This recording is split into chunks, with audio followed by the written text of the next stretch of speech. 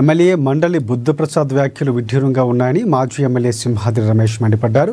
కృష్ణా జిల్లా అవనిగడ్డ వైసీపీ కార్యాలయంలో సమావేశంలో సింహాద్రి రమేష్ సంచలన వ్యాఖ్యలు చేశారు.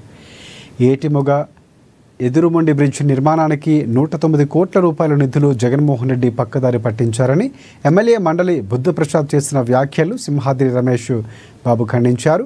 గతంలో వైసీపీ ప్రభుత్వంలో ఒక్కసారి, కూటమి ప్రభుత్వంలో మరోసారి టెండర్ పిలవటం జరిగిందన్నారు. ఎమ్మెల్యే మండలి బుద్ధప్రసాద్ చేసిన వ్యాఖ్యలపై బహిరంగ చర్చకు సిద్ధమా అంటూ మాజీ ఎమ్మెల్యే సింహాద్రి రమేష్ బాబు సవాలు విసిరారు.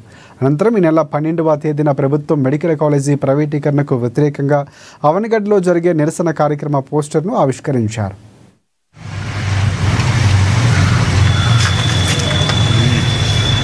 పవన్ కళ్యాణ్ గారు వచ్చినప్పుడు ఈ నియోజకవర్గంలో ఉన్న సమస్య ఉండ సాటి తీసుకెళ్ళకోకుండా ఊరు మొగదల్లో తీసుకెళ్లి పంపించేశారు. అది ఆయన్ని కూడా తప్పుదారి పట్టిస్తున్నారు అని చెప్పారు.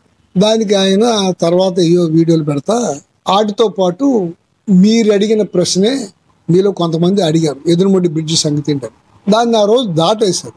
అది ఎందుకు దాటేశారో, దాటేయాల్సిన అవసరం ఏంటి, 109 కోట్ల రూపాయలు దానికి శాంక్షన్ అయి ఉన్నాయి కదా, దాన్ని ఎందుకు పూర్తి చేయించడం అని అడిగాను. దానికి ఆయన చెప్పింది ఏంటంటే ఆ నిధులన్నీ నబార్డు చైర్మన్ వచ్చినప్పుడు గొడవ జరగడం మూలంగా ఆ పని పూర్తి అవ్వలేదు, ఆ దుశ్చర్య వల్ల పోయిందంటాడు ఆయన.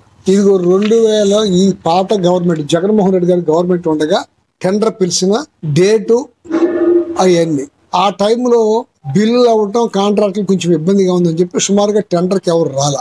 ఆ తర్వాత కూటమి ప్రభుత్వం వచ్చిన తర్వాత టెండర్ పిలిచారు. అయ్యా నువ్వు డబ్బులన్నీ పాడైపోయినాయి, పక్కకు తీసుకెళ్ళిపోయారు, పోయినాయి అంటున్నావు కదా, నీ గవర్నమెంట్ ఉండగా నీ టెండర్ పిలిచారా, డబ్బులు లేకుండా పిలిచారా, శాంక్షన్ లేకుండా పిలిచారా? 109 కోట్ల రూపాయలు శాంక్షన్ ఉంది, టెండర్ పిలిచారు పాత గవర్నమెంట్లో. అదే మళ్ళా మీ వాళ్ళు క్యాగేస్తే ఈ టెండర్కి వల్లభనేని వెంకటేశ్వర అని ఎవరో కొందరు టెండర్లు వేశారు. అతను క్వాలిఫై కాదని చెప్పి మీరు ఆపారు. నేనేమంటానంటే నీ బుద్ధి, నీ ఆలోచన ఎప్పుడు ఆ దెబ్బల మీద వాళ్ళకి మంచి జరగడానికి నీ మనసు ఒప్పదు. ఎందుకు ఒప్పదంటే నాగాలంక వరకు కౌంటింగ్ జరిగేటప్పుడు నువ్వు గెలిచినట్టుగా మెజారిటీ వచ్చి టపాకాయలు కాల్చుకునేవాళ్ళు. దెబ్బల మీదకి వెళ్ళగానే మైనస్లో పడిపోయి 160 ఓట్లతోనో 460 ఓట్లతోనో నువ్వు వాడిపోయేవాడు.